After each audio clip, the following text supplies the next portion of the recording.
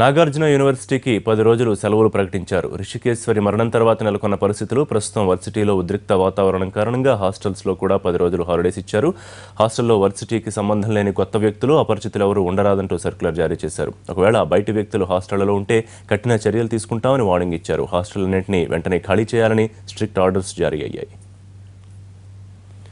నాగార్జున యూనివర్సిటీలో తాజా పరిస్థితి మా కరెస్పాండెంట్ కృష్ణ అందిస్తారు. కృష్ణ. Thank you Rishi. రిషికేశ్వరికి సంబంధించినటువంటి మరణం, ఆ తర్వాత జరిగినటువంటి సంఘటనలు మొత్తం ఇటు ఆచార్య నాగార్జున యూనివర్సిటీలో తీవ్ర ఉద్రిక్తకు దారితీశాయి. నిజ నిర్ధారణ కమిటీ ముందు చెప్పినటువంటి విషయాలను పరిగణలోకి తీసుకోకుండా యూనివర్సిటీ అధికారులు ఇష్టారాజ్యంగా వ్యవహరిస్తున్నారంటూ విద్యార్థులు పక్కన ఆందోళన చేస్తున్న నేపథ్యంలోనే 10 రోజుల పాటు యూనివర్సిటీకి సెలవులు ప్రకటించారు. అయితే ఇప్పుడున్నటువంటి ఆందోళనకర పరిస్థితుల నేపథ్యంలో విద్యార్థుల మధ్య ఎటువంటి ఘర్షణ వాతావరణం చెలరేయకుండా ఇటువంటి నిర్ణయం తీసుకోవాలని యూనివర్సిటీ అధికారులు చెప్తా ఉన్నారు. విద్యార్థులు మాత్రం ఏం చెప్తున్నారు తెలుసుకుంటారు. ఏంటి, ఎందుకు సెలవు ప్రకటించామని చెప్తా ఉన్నారు యూనివర్సిటీ అధికారులు? మీరేమనుకుంటున్నారు? యూనివర్సిటీ అధికారులు ఎందుకు సెలవు ప్రకటించారు?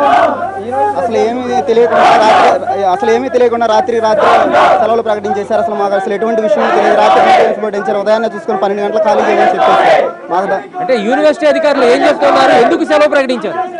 సార్, యూనివర్సిటీ ఒక్క నిమిషం ఆగండి. యూనివర్సిటీ అధికారులు ఒక కుట్రపూరితమైనటువంటి నిర్ణయం తీసుకున్నారు. ఈరోజు నిన్న ఏదైతే జరిగిందో రిషికేశ్వరి హత్య కేసులో అన్ని విద్యార్థి సంఘాలు కలిసి మరీ పోరాడినాయి. ఈ రిషికేశ్వరి కేసులో ఎటువంటి అన్యాయం జరగకూడదన్న ఉద్దేశంతో మేము ఫైట్ చేస్తూ ఉన్నాము. దీనికి వాళ్ళు ఈ కేసుని తప్పుదో పట్టించడానికి 10 రోజుల హాలిడేస్ ప్రకటించడం జరిగింది. విద్యార్థులు పక్కదో పట్టించి ఈ కేసుని మాఫీ చేయాలన్న ఉద్దేశంతో వాళ్ళు ఎలా పడితే అలా నిర్ణయాలు తీసుకుంటా ఉన్నారు. నేను ఒకటే అడుగుతున్నాను ఈ యొక్క యూనివర్సిటీ వైస్ ఛాన్సలర్ గారిని, లోపు ఖాళీ చేయమని చెప్పారు యూనివర్సిటీను. మాకు సర్క్యులర్లో 12 గంటల లోపల విద్యార్థులు అందరూ హాస్టల్ నుంచి వేకెండ్ అవ్వాలని ఆర్డర్స్ ఇచ్చారు.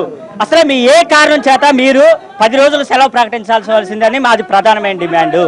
మీరు ఎందుకు విద్యార్థులందరూ ఐక్యంగా ఏర్పడి ఈ రోజున ఒక పోరాట స్ఫూర్తితో ఈరోజు ఒక విజయం అనేది సాధించారు. ఏ విధంగా అంటే అది ఆ మీడియా వాళ్ళందరికీ తెలుసు, ఈ ప్రజలందరికీ తెలుసు. ఎవరైతే కేసులో నిందితులు ఉన్నారో వాళ్ళందరూ తప్పించడం కోసం కేవలం యూనివర్సిటీ ఈ రోజున ఈ 10 రోజుల సెలవు అనేది ప్రకటించింది.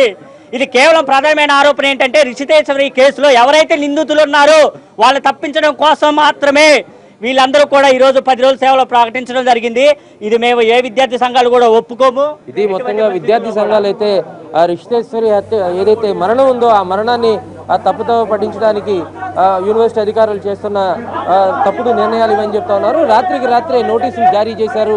విద్యార్థుల చదువు, వాళ్ళ భవిష్యత్తు ఏమవుతుందని కూడా వీళ్ళు ప్రశ్నిస్తూ ఉన్నారు. అయితే యూనివర్సిటీ అధికారులు మాత్రం ఇక్కడ ఉన్నటువంటి ఉద్రిక్తతల నేపథ్యంలో తల్లిదండ్రులు ఆందోళన చెందుతా ఉన్నారు. ఈ నేపథ్యంలో ఎవరి ఇళ్లకు వాళ్ళని పంపించాలనే ఉద్దేశంతోనే ఈ ప్రయత్నం చేస్తామని చెప్తా ఉన్నారు.